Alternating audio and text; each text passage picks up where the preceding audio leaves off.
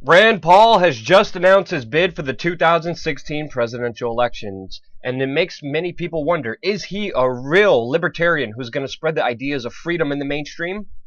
Or is he a tyrannical wolf in sheep's clothing that's really a douchebag flip-flopping mainstream media establishment candidate that has an ego problem and do whatever it takes to stay in power? Well, in this video, we will help you decide and break down a lot of important information, a lot of important facts that you need to know about Rand Paul. Now, Rand Paul previously made many statements about how the U.S. military spending is out of control. He actually proposed in his speeches, in his rhetoric, to cut military spending by $64 billion each year. But when you look at his policies, not just his rhetoric, he actually offered a budget amendment that would increase the military budget by 16% recently, which makes him look like a complete flip-flopper. Rand Paul also said that the U.S. government has no business bombing the Middle East. We should not be bombing ISIS. He came out as the presidential candidate and said, yes, we do need to bomb ISIS. Another flip-flop. In 2001, Rand Paul said we need to cut aid to Israel, and Israel should not be dependent on the U.S. government for its money. In 2014, presidential candidate Rand Paul said he would never cut aid to Israel. He would actually want more aid to be given to Israel. Another flip-flop on his part. Now, the major problem that I have with Ron Paul and Rand Paul is they had a slogan called Revolution that galvanized young men and women all across this country to really think about the ideas of freedom. Now, when Ron Paul was running, Revolution turned into Republican.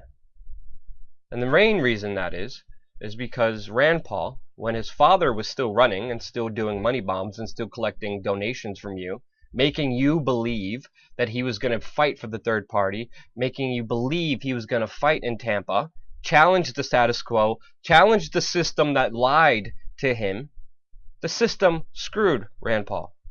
Everyone was throwing their money because they believed he would fight. But in the inner circle, Ron Paul knew he would not fight as much as he did, but he still kept collecting money when he knew he wasn't going to make a very serious run for the 2008 presidential election.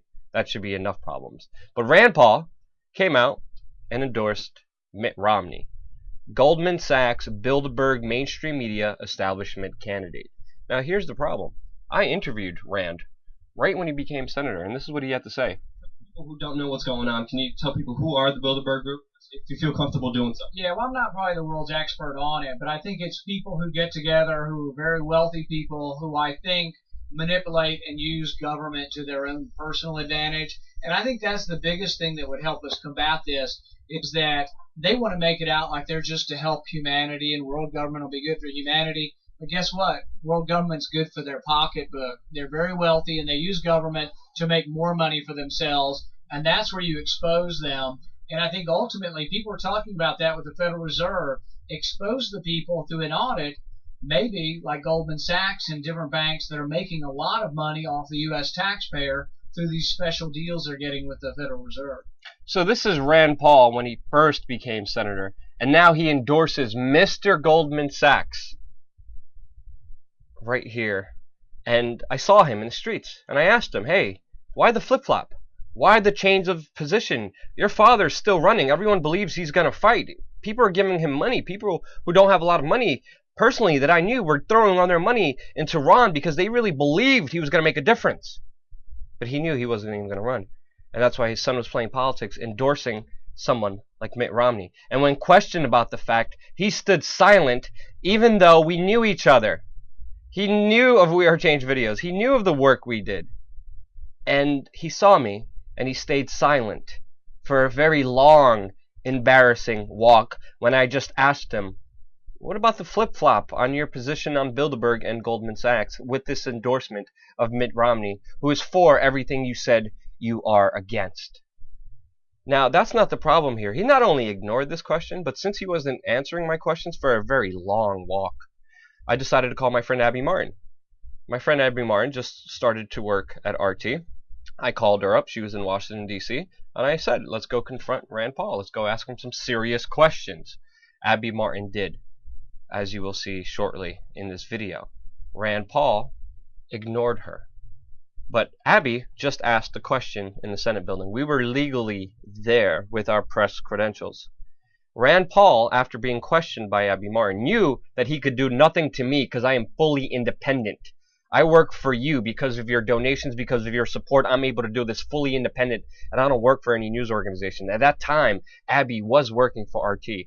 After she tried to question Rand Paul called the Senate Committee on Press Credentials, and they threatened together the entire office of RT, the entire news organization, and said that they would cut press credentials and access to RT to the Senate building if they did not fire Abby for daring to question Rand Paul. Rand Paul tried to extort and intimidate independent journalists from asking him questions about his official stance, about his official endorsements. You can see the video right here. It's going to be in the description below with Abby Martin talking about the intimidation and threats she went under from Rand Paul, almost losing her job because Rand Paul couldn't even answer why he endorsed a candidate at that specific time, because he knew it was an exact contradiction to what he told me before. And if he's willing to stoop to those levels because of a journalist asking hard questions, what else will he do to stay in power?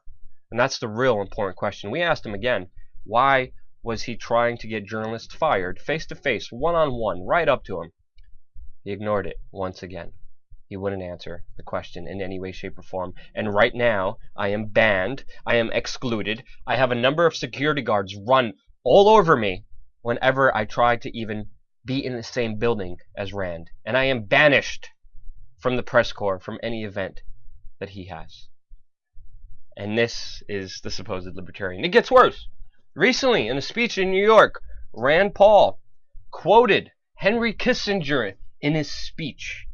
And if that wasn't enough, he endorsed George W. Bush's free trade agreement and said how great they were. Free trade agreements like the TPP.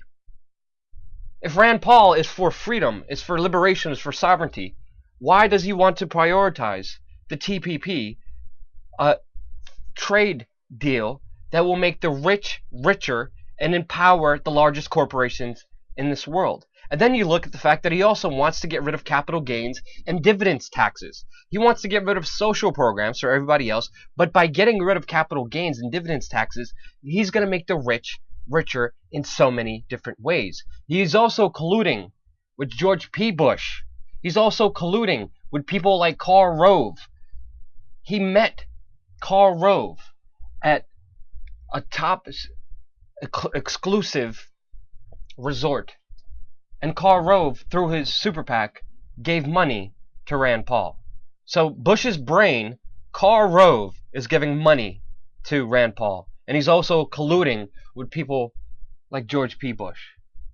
Openly, right in front of everybody, while biting his tongue on people like Mitt Romney and proposing laws that would only make the rich richer, while boosting military spending, boosting our aid to Israel.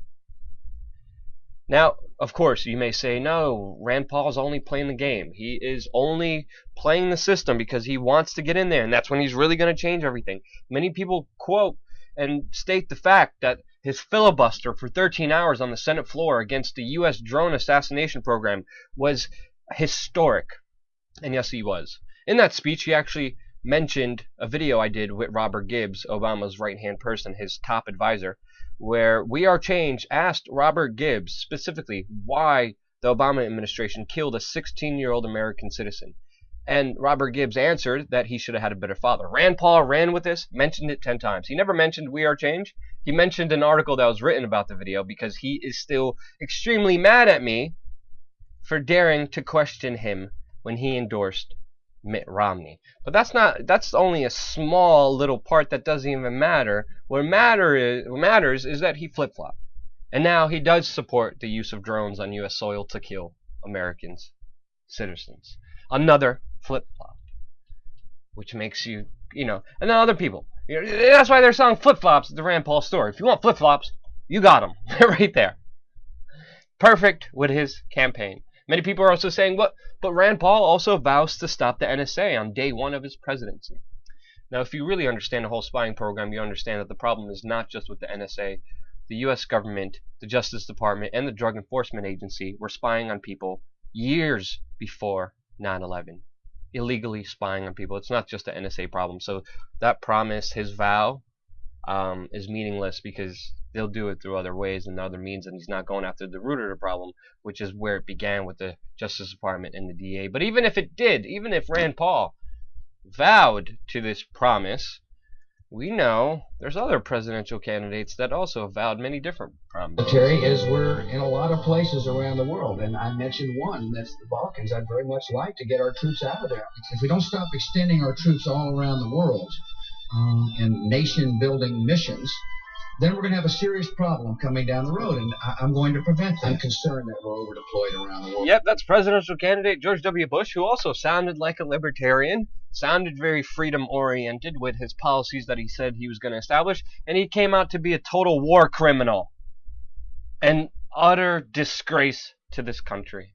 More lies and manipulations right before coming into office. So why should we believe what he's vowing when we look at exactly with what he is doing? He's also selling "Don't Drone Me, Bro" t-shirts. I wonder where he got that idea from.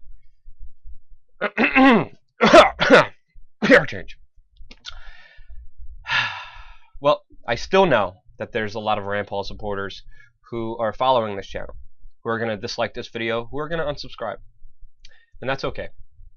I speak what I think is most important. These are my truths. If you can prove me wrong, please do. I understand how Rand Paul can seem very, very attractive to a lot of people. His rhetoric is encouraging a lot of people to throw all their money their way, to throw their entire faith in this one man.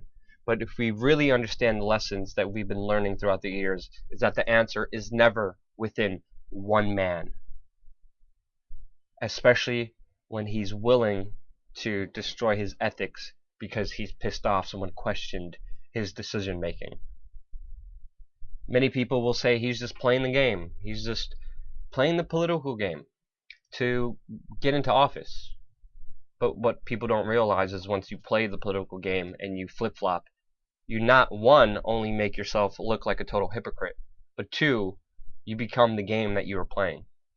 And if Rand Paul is so inundated about becoming president, it's only egomaniacs who really want to become presidents. But if he's so set on becoming president, he's going to want to hold that position. So people are going to make the excuse, if he does get elected, by some chance, people are going to say, well, no, he needs to get reelected, so he needs to keep playing the game. And then after he gets reelected, and he still keeps playing the game, people are not going to want to talk about it. The same thing happened with Barack Obama. All of his talking points were amazing. Everyone said, yes, we'll vote for him. He's going to change. And then when he didn't, when he implemented the same policies as Bush, people said, no, he's playing the game. He needs to get reelected. He's going to really do everything in his second term. And his second term is just the same as the first because he decided to play the game. And when you play the game, you become the game. The answer is not with one person, the answer is with you. I dare you to fact check this video. Tell me if I'm wrong in the comment section below. But if it resonated with you, if you found it important, click the like button and share it. Subscribe to this channel because we are under heavy censorship by YouTube, Google, and AdSense who are trying to destroy this independent, real news organization. We not only have to deal with Rand Paul cronies, making sure we can't even get near him, we have to deal with the establishment, the upper echelons, the elites, who are also censoring this channel with the information we are providing you.